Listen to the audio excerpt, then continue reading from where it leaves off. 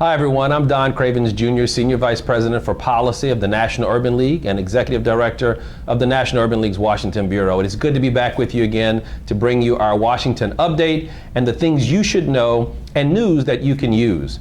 Well, the issue of racial or implicit bias continues to spark discussions on social justice really all over this country. And now it's actually made its way to the United States Supreme Court. It's only the second week of oral arguments at the Supreme Court, and already the justices have heard 3 cases involving race and the criminal justice system. Although these cases are too nuanced to fully unpack during this short video, their outcomes will have great implications for the U.S. criminal justice system and provide important guidance on where American jurisprudence may be headed on race and criminal justice issues in the future. I encourage you to watch these cases closely, as well as read the USA Today op-ed penned by our very own Mark Morial. It's entitled, "Being Black Shouldn't Mean a Longer Prison Sentence." A link to the op-ed is included below.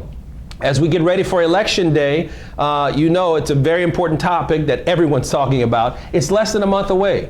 And many states, and unfortunately many groups, will use voter suppression tactics to influence the outcome of this election. And when I say election, I mean not only the presidential election, but many of the local elections as well.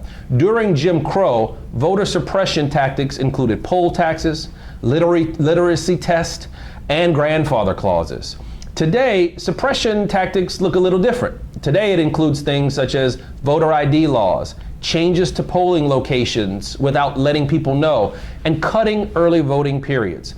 In light of this, the National Urban League encourages new and existing voters to track their voter registration status until Election Day to ensure they are and remain eligible to vote. We also suggest that you learn your state's requirements to vote in advance of going to the polls so that you're not surprised when you get there. And lastly, we urge you to vote early in this upcoming election. Utilize the early voting periods. Don't wait until November 8th, Election Day, to cast your vote in case they do change something on that day. And if you spot voter suppression, you can report it. You can call 1-866-OUR-VOTE. That's 1-866-OUR-VOTE. And if you see suppression activities taking place, please report it. And for real-time election information, you can text OUR VOTE to 788-683. That's 788-683. Well, last but not least, this week, the National Urban League released a white paper or a report on workforce diversity and inclusion in the energy sector. It was entitled The 21st Century Innovations in Energy and Equity Framework. The paper provides overviews of the domestic electricity, solar, and oil and gas industries. It also provides present employment numbers in each sector, and it highlights economic and employment opportunities in each sector for people of color.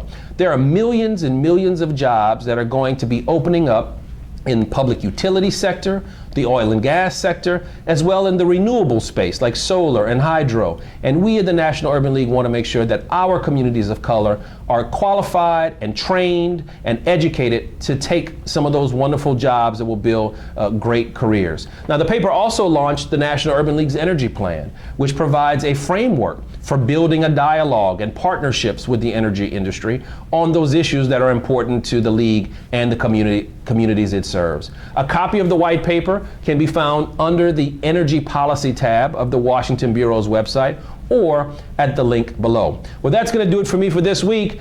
I hope that you have a great week and that you continue to follow us here at the Washington Bureau. Thank you for what you do in and for the movement. I'm Don Cravins. I'll see you again soon.